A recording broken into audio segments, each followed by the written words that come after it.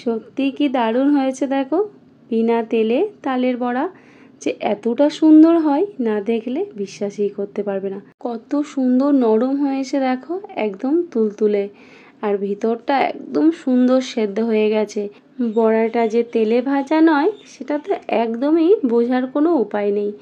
দেখো ভিতরটা কি সুন্দর সেদ্ধ হয়ে নমস্কার বন্ধুরা, কেমন আছো সবাই? আশা করছি ভালো আছো। আমার আরও একটি নতুন ভিডিওতে সবাইকে অনেক অনেক স্বাগত আর ভালোবাসা জানাই। তো আজকে আবারও একটি নতুন ভিডিও নিয়ে চলে এসেছি, আর আজকে একটি রেসিপি ভিডিও বানাবো। আজকে বানাবো বিনা তেলে তালের বড়া রেসিপি, মানে তেল ছাড়াই সহজেই আমরা তালের বড়া বানিয়ে নিতে পারবো। একদম সহজে ঘরোয়া উপকরণে তৈরি করব। তো এতটাই সোজা, অল্প সময়ের মধ্যে তাড়াতাড়ি হয়েও যায়। তো চলো কিভাবে তালের বড়াটা তৈরি করি তোমরা প্রথম থেকে শেষ অবধি দেখতে থাকো। তালের বড়া করার জন্য প্রথমেই আমাদের এখানে লাগছে একটা পাকা তাল।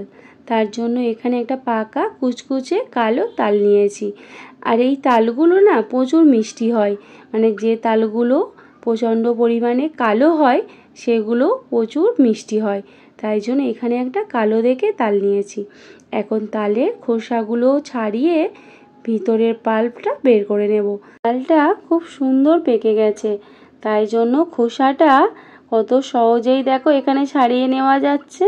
আমরা তো তালের বড়া তেলেই ভেজে খেয়েছি, বাট এরমভাবেও যে তালের বড়া করা যায় তোমরা ভিডিওটা দেখো, আশা করছি বুঝতে পারবে।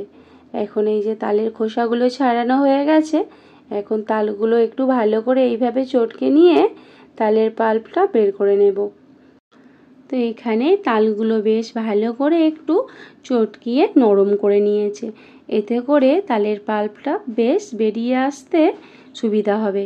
তো দেখো এখানে একটা স্টেনো নিয়েছে, দিয়ে এইভাবে তালগুলো ঘষে ঘষে তালের পাল্পটা বের করে নিচ্ছে। দেখো কত সহজে বেরিয়ে আসছে তালের পাল্পটা। তো সবগুলো সেমভাবেই এরমভাবে ঘষে নেবে। তো এখানে দেখো কতটা পরিমাণ তালের পাল্প বের হয়ে গেছে। এটা এখন একটা ছাঁকনি নেব, আর ছাঁকনিতে করে ছেঁকে নেব, মানে তালের যে একটা ওই যে চোঁচ ভাব যেটা রয়েছে না ওটা আর কি বেরিয়ে আসবে। তালের পাল্পটা আমি একটা ছাঁকনিতে ঠিক দেখো এইভাবে ছেঁকে নিয়েছি, বেশ ভালো করে বেরিয়ে এসছে তালটা ছেঁকে। তো তারপর আমাদের লাগবে নারকেল।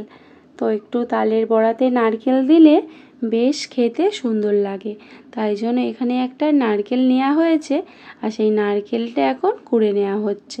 তো এখানে আমার মা আমাকে একটু হেল্প করে দিচ্ছে।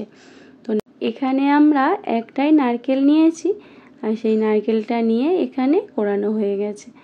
এখন গ্যাসটা অন করে একটা কড়াই বসিয়ে দিয়েছি, আর এখানে দেখো এই যে একটা বাটি নিয়েছি, এই বাটি মেপেই এক বাটি পরিমাণ দিয়ে দিলাম ময়দা। তো এখানে বাটি মেপেই নিতে হবে সব কিছু, আর ঠিক সেই বাটিটা মেপেই হাফ বাটি পরিমাণ আমি দিয়ে দিলাম সুজি। এখানে যতটা পরিমাণ ময়দা নিতে হবে তার হাফই নিতে হবে সুজি। এখন এই দুটো উপকরণ একটু বেশ ভালো করে ভেজে নেব, এতে করে ময়দা সুজির যে একটা কাঁচা গন্ধ সেটা সহজেই চলে যাবে। তো এখানে আমাদের ময়দা সুজিটা ভাজা হয়ে গেছে, এখন একটা জায়গাতে নামিয়ে নিচ্ছি। তো উপকরণ দুটো নামিয়ে নিয়েছি, তারপর গ্যাসে আর একটা কড়াই বসিয়ে দিয়ে দিলাম তালের পাল্প। তো এখানে আমি একটু বেশি পরিমাণে তালের পাল্প নিয়েছি, মানে তালের বড়াতে একটু তালের ফ্লেভার থাকলে খেতে বেশ ভালো লাগে। তারপরে দিয়ে দেব চিনি। তো এখানে সেই বাটি মেপে আমি হাফ বাটির একটু বেশি চিনি নিয়েছি, সেই চিনিটা তালের পাল্পের সঙ্গে দিয়ে ভালো করে নাড়াচাড়া করে মিশিয়ে নেব। ওই 1 থেকে 2 মিনিটের মতো নাড়াচাড়া করে নেব, এতে করে তালের কাঁচা গন্ধটাও চলে যাবে। তারপরে দিয়ে দিলাম স্বাদের জন্য পরিমাণ মতো লবণ। তো এখানে লবণটা কিন্তু অল্পই দিতে হবে। তারপরে এখানে দেব নারকেল কোড়ানো। তো নারকেল কোড়ানোটা দিয়ে তালের পাল্পের সঙ্গে বেশ ভালো করে মিশিয়ে নিচ্ছি। তো এখানে ভালো করে আমাদের নারকেলের সাথে তালের পাল্পটা মেশানো হয়ে গেছে। এখন দেব কয়েকটা এলাচ ফাটিয়ে, এতে করে তালের বড়া থেকে খুব সুন্দর একটা গন্ধ আসে। তো এখন সব উপকরণগুলো বেশ কিছুক্ষণ আমি নাড়াচাড়া করে নিয়েছি। তারপরে দিয়ে দিলাম ভেজে রাখা ময়দা সুজি, দিয়ে এখানে সব উপকরণগুলো আমি মিশিয়ে নিচ্ছি। তারপরে এখানে অ্যাড করে দিলাম অল্প পরিমাণে মৌরি, তো এতে তালের বড়ার স্বাদটা আরও ভালো লাগে খেতে। আর দিয়ে দিলাম অল্প পরিমাণে কালো জিরে। তো এখানে সবগুলো এখন উপকরণ আমি বেশ ভালো করে মিশিয়ে নিচ্ছি।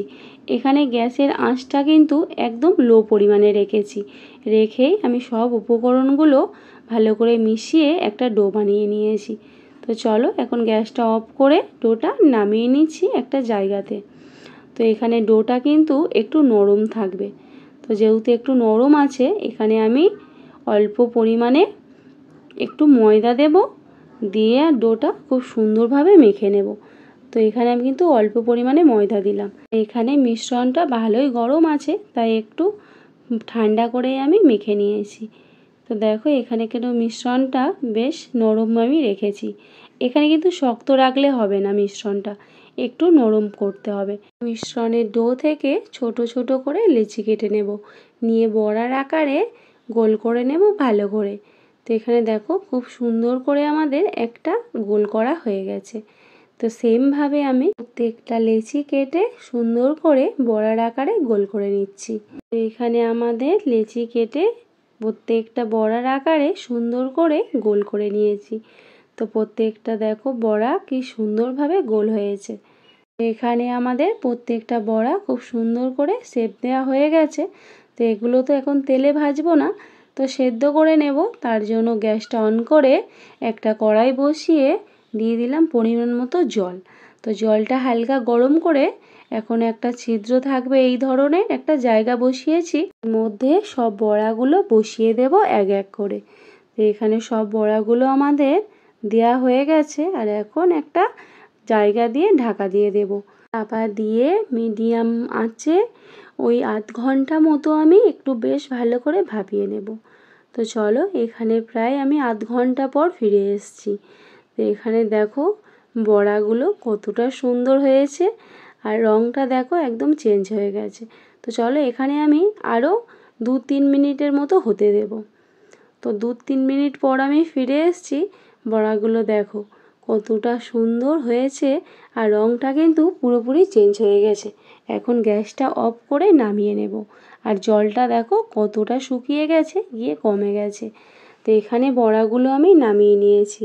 আর দেখো প্রত্যেকটা বড়া কিন্তু কতটা সুন্দর হয়েছে, তেলে ভাজা নয় বোঝাই যাচ্ছে না।